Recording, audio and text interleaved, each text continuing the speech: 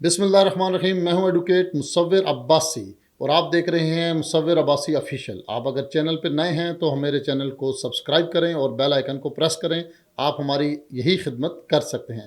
آج کا ہمارا موضوع ہے بجٹ 2024، جس میں ایک دفعہ پھر دیکھنے میں آیا ہے کہ غریب کو پیس دیا گیا، اس کے خون چوسنے کی مکمل تیاری کر کے ساتھ، آرگنائز طریقے کے ساتھ غریب کو، غریب کسان کو، غریب ملازم کو، غریب نوکر پیشہ اور ملازم پیشہ لوگوں کے اوپر ایک بم گرا دیا گیا بجٹ اور ٹیکسز کی صورت میں، جبکہ اشرافیہ ہمیشہ کی طرح پھر اس سے مبرہ رہے گی۔ پرائم منسٹر ہاؤس کا اور اس کا بجٹ 30% بڑھا دیا گیا۔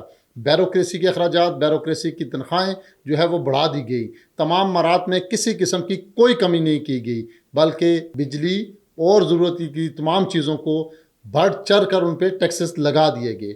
یہ ملک، یہ معاشرہ کیسے چل سکتا ہے جس کے اوپر اس طرح کے ظلم ڈھائے جائیں؟ آج دیکھنے میں ثناء اللہ زہری صاحب ایک صحافی ہیں جنہوں نے ہمارے جو موجودہ فائنانس منسٹر اورنگزیب صاحب ہیں ان سے سوال کیا کہ کیا آپ اس بات کا جواب دے سکتے ہیں کہ ایک غریب جو 20,000، 25,000 یا 45,000 روپیہ کماتا ہے، اگر وہ ٹیکس پے نہیں کرتا تو اس کی سم بلاک کر دی جاتی ہے، اور دوسری طرف اربوں خربوں روپے کی جائیدادیں بنانے والوں سے آپ پوچھ سکتے ہیں کہ آپ نے یہ کہاں سے بنائی؟ کیا آپ میں اتنی جرت ہے کہ آپ پارلیمنٹ میں بیٹھے ان سیاستدانوں سے اور ملک کی بڑی اشرافیہ سے اور ملک کے فوجی جرنیلوں سے یہ پوچھ سکیں کہ آپ نے یہ اربوں روپے کی جائیدادیں کہاں سے بنائی؟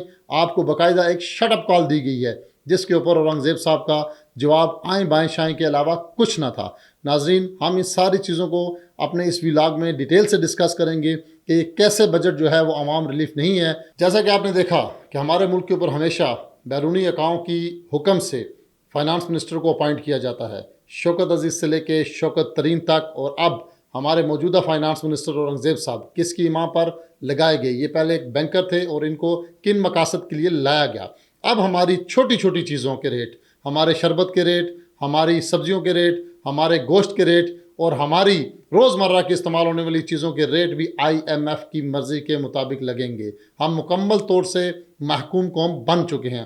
بجائے اپنی عیاشیوں کو کم کرنے کے لیے، بجائے اپنی سہولیات اور اپنی بڑے بڑے ہمارے جو اشرافیہ اور ملک کے چلانے والے لوگ ہیں، جن میں پارلیمنٹیرینز، جن میں سیاست جان، جن میں کیبنٹ، جن میں ہماری بیوروکریسی اور جن میں ہماری سول ادارے اور باقی ریاستی ادارے بھی شامل ہیں، ان کی عیاشیوں کو کم کر کے، ان کے اخراجات کو کٹ کرنے کے بجائے ان کو بڑھا دیا گیا اور غریب عوام کے اوپر ٹیکس کی بھرمار کر دی گئی۔ نان فائلر ایک ایسا ایشو ہے ہمارے ملک کا کہ جو ہمارے ملک کی 85% عوام سے زیادہ نان فائلر ہے۔ آپ کا نان فائلر کون ہے؟ آپ کا نان فائلر آپ کا کسان ہے جو آپ کو اناج مہیا کرتا ہے۔ آپ کا نان فائلر کون ہے؟ جو مزدور ہے، جو آپ کی خاطر روڈوں پہ مزدوری کرتا ہے اور آپ اشرافیہ اس کی مزدوری کے سبب عیاشیاں کرتے ہیں۔ نان فائلر وہ سرکاری غریب ملازمین ہیں جو 20,000 سے لے کر 50-60 ہزار روپے تک ماہانہ جو ہے وہ تنخواہ لیتے ہیں۔ نان فائلر کون ہے؟ ہسپتالوں میں کام کرنے والے وہ غریب عملہ، منڈیوں میں کام کرنے والا غریب عملہ، اور اس ملک کا پسا ہوا طبقہ نان فائلر ہے۔ اور آپ نے اس کے لیے یہ قانون بنایا ہے کہ اگر وہ فائلر نہیں ہوتا تو آپ موبائل پہ اگر وہ 100 روپے کا چارج کرتا ہے تو اس کو 10 روپے ملیں گے، یعنی کہ 90% آپ اس کا کاٹ لیں گے۔ نان فائلر اس غریب طبقے کی سم بلاک ہو جائے گی۔ نان فائلر جو ہے وہ ملک سے بائی ٹریول نہیں کر سکے گا۔ کیا میں یہ پوچھ سکتا ہوں کہ جو ملک کی اشرافیہ ہیں اور یہ جو ملک کے بڑے بڑے نام ہیں جو کہ ٹیکس چوری میں ملوث ہیں؟ مجھے ایک واقعہ یاد آ گیا مشرف دور کا کہ ایک فرینچ بہت بڑے ایکسپرٹ کو مشرف نے پاکستان کے اندر بجلی کے محکمے کا ہیڈ لگایا اور کہا کہ آپ اس بجلی کی چوری کو اور اپنی بھی اس کی ڈیولپمنٹ ہے اس پہ کام کریں۔ تو انہوں نے جب کچھ عرصہ کام کیا تو دیکھا کہ اس ملک کی اشرافیہ، انڈسٹریلسٹ اور بڑے بڑے لوگ جو بجلی چوری کرنے میں ملوث ہیں، اور غریب عوام جو جھگیوں میں رہتے ہیں، جن کا گزر بسر بڑی جو کچی آبادیوں میں رہتے ہیں اور جو بہت ہی پسا ہوا طبقہ ہے، وہ بھی بجلی چوری کرنے میں ملوث ہے۔ تو انہوں نے ایک رپورٹ مرتب کی جس کا خلاصہ کچھ یوں ہے کہ اگر ہم 90% جو ہماری بجلی، اس رپورٹ میں لکھا یہ ملک کے بڑے لوگ جو ہیں وہ چوری کرتے ہیں، 10% غریب کا بچہ جو ہے وہ 10% غریب پسا ہوا طبقہ جو ہے وہ بجلی چوری کرتا ہے۔ اگر ہم ان 90% پہ ایک ہاتھ ڈال لیں گے اور اس کو کنٹرول کر لیں گے تو ہم اس غریب اور پسے ہوئے طبقے کو بجلی فری بھی دے سکتے ہیں۔ جب یہ رپورٹ اس نے مرتب کی تو اوپر سے اکاؤں کا حکم آیا کہ نہیں ایسا بالکل ممکن نہیں ہے، اس کو بھی اسی طرح شٹ اپ کال دی گئی جیسا کہ ہمارے وزیر خزانہ صاحب کو دی گئی اور ایف بی آر والوں کو دی جاتی ہے کہ آپ نے ان اشرافیات کے بارے میں کوئی بات نہیں کرنی۔ تو وہ شخص جو فرینچ ملک کے اندر آیا ہوا تھا، اس نے بڑے خوبصورت الفاظ سے کہہ کر اس عہدے سے ریزائن کیا اور اپنا بوریا بستر لپیٹا اور یہ ملک چھوڑ کر چلا گیا کہ جس ملک میں 10% غریب کا خون چوس کے 90% اشرافیہ اور بڑے لوگ عیاشی کریں، وہ ملک کبھی ترقی نہیں کر سکتا۔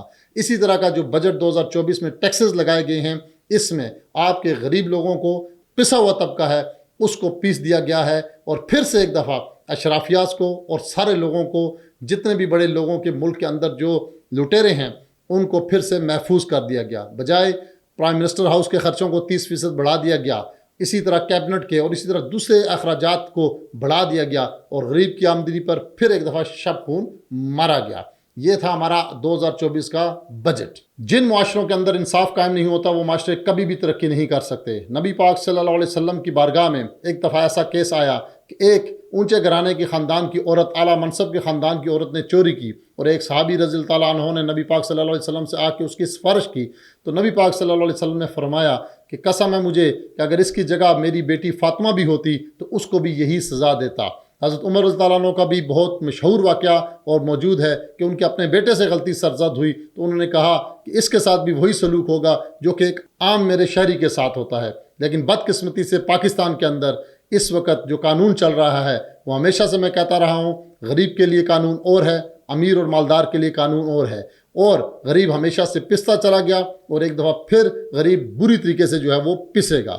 آپ ایک ایسے شخص کو کہہ رہے ہیں کہ وہ فائلر ہو جو کسان ہے، جو کھیتوں میں کام کرتا ہے۔ آپ کے پاکستان کی 75% عوام ان پڑھ ہے جو گاؤں اور دیہاتوں میں رہتی ہے، جس کو آپ ایک نئی مصیبت کے اندر ڈالنے جا رہے ہیں، بجائے کہ آپ ان اشرافیات کو، آپ ان بڑے لوگوں کو کہ آپ گریبان پکڑتے جو کہ ٹیکس چور ہیں، جو کہ انڈسٹریلسٹ ہیں، جو کہ اس ملک کے اندر بڑے بڑے پراپرٹی ٹائکون ہیں اور اس ملک کے اندر اور بہت کچھ کرتے ہیں۔ آپ نے ایک دفعہ پھر غریب کا خون چوسنے کا فیصلہ کیا۔ معاشرے ہمیشہ انصاف اور عدل پہ قائم رہتے ہیں، جن معاشروں پہ ظلم ہوتا ہے وہ برباد ہو جاتے ہیں۔ بہت بہت شکریہ۔